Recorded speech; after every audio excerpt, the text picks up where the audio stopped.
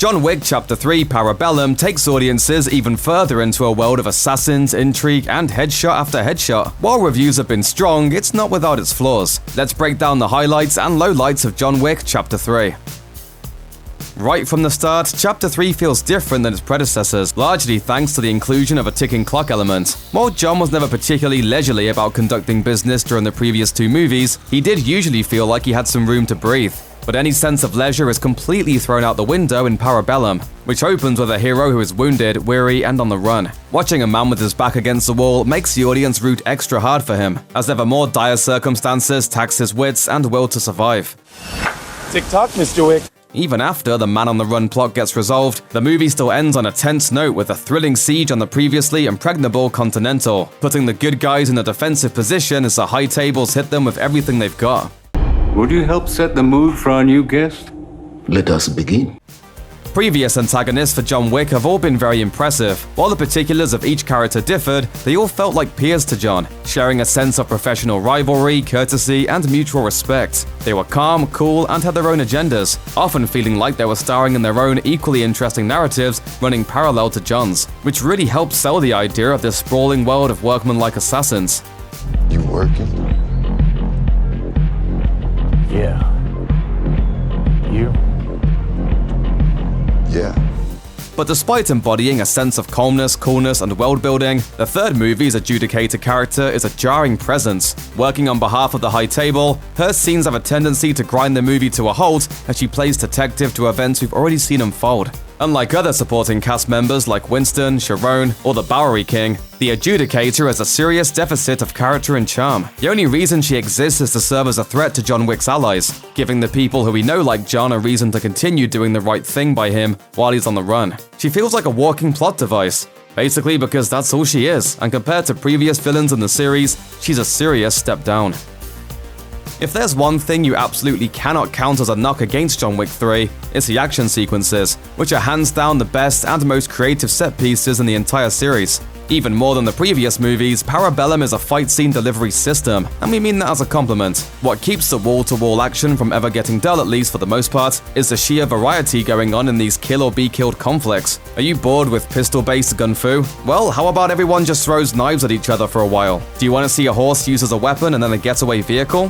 How about a motorcycle chase? And are you at all curious about what might happen if we combine the horse action with the motorcycle chase? The results may surprise you, and they'll definitely keep you engaged.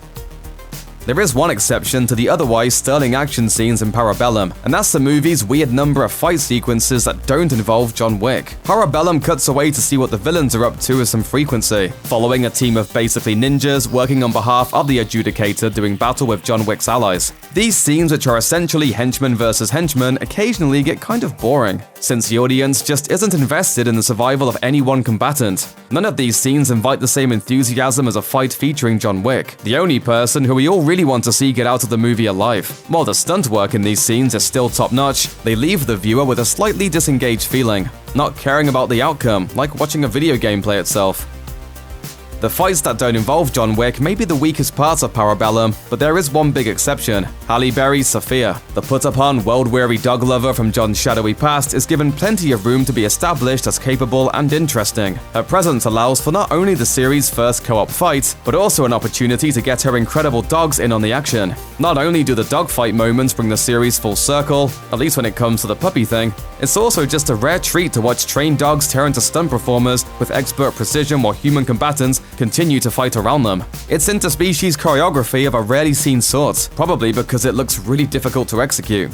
Rather than stealing the spotlight or feeling shoehorned in, Sofia holds her own as a totally believable equal to John. She also doesn't overstay her welcome. She greets our hero by shooting him, gripes at him, helps him kill like 50 people, and leaves him with one final insult before dipping out of the movie, never to be seen again. It somehow all comes off as charming and leaves you wanting more. Nice suit. Good to see you too.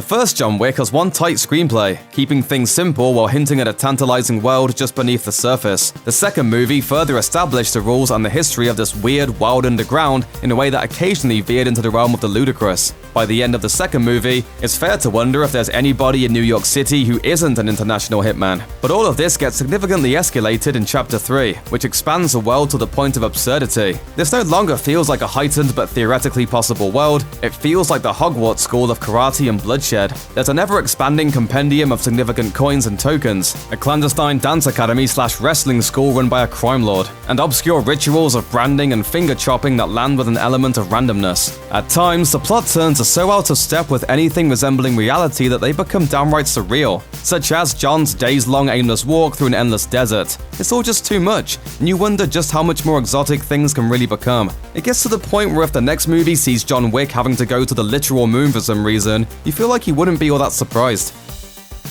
From start to finish, John Wick 3 serves up beautifully choreographed, crowd-pleasing, honestly just insane fights that are clear, easy to follow, and immensely satisfying to watch unfold. It's incredible to see what appears to be accomplished in camera in this movie, where lesser action films will disguise fight sequences with hundreds of cuts and rapid editing. Parabellum lets things flow, with stunts proceeding in single shots as though to signal to the viewer that, yeah, we really did that. Despite how stylized the movie is, all of the fights feel real and brutal, whether you're watching John Wick insert the sharp part of a knife into the soft part of an eyeball, or Sofia's dogs wreck groin after groin. It's just awesome to behold. There's a reason why Parabellum has that ballet motif more than ever. These action scenes come off like precise performances of a violent, dangerous dance. The concept of Parabellum is simple. John Wick is on the run. It's a solid hook to hang a story on, and the idea of John Wick having to escape from New York while all of New York tries to kill him is irresistible, so it's weird when this compelling plot gets wrapped up in pretty anticlimactic fashion. After trudging his way through the desert until he collapses, John Wick is found and transported, as if by magic, to a summit with an elder of the High Table. His hope is to negotiate, in order to nullify the bounty on his life. Shockingly, this is all granted without a lot of argument. All John has to do is slice his ring finger off, give up some jewelry, and promise to kill Winston, which he totally doesn't even kind of plan on doing.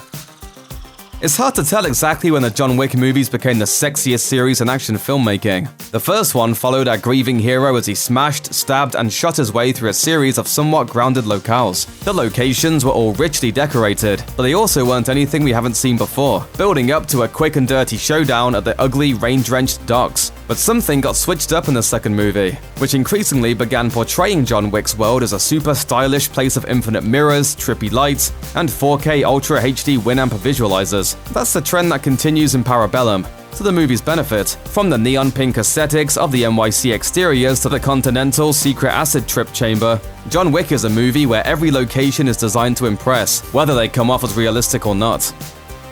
The John Wick movies have never been completely realistic, but the train really leaves the station on that front in Chapter 3. The most egregious example of the movie getting weird with its realism is the character of Zero, an utterly goony clown of a villain who feels like he walked in from a different movie. Why can't this guy take a single fight seriously? Why is he still yucking it up with a sword sticking out of his body, even as he teeters on the precipice of death? In a weird way, Zero and his comrades almost act as audience surrogates, frequently in awe of just how much of a badass John Wick is.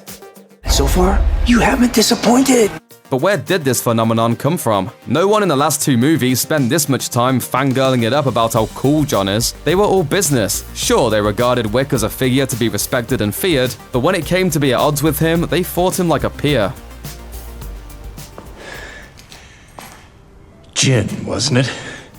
The Dorks John fights and the climax of Parabellum don't convey that sort of vibe at all. We know the world of John Wick is larger than life, but until Parabellum, the characters in that world took things pretty seriously. Now, at least some seem very aware of the fact that they're in an action movie.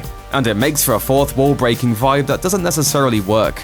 It may be a sign that this crazy series is on the edge of getting a little too crazy. I'll catch up with you, John. No, you won't. Check out one of our newest videos right here. Plus, even more Looper videos about your favorite movies are coming soon. Subscribe to our YouTube channel and hit the bell so you don't miss a single one.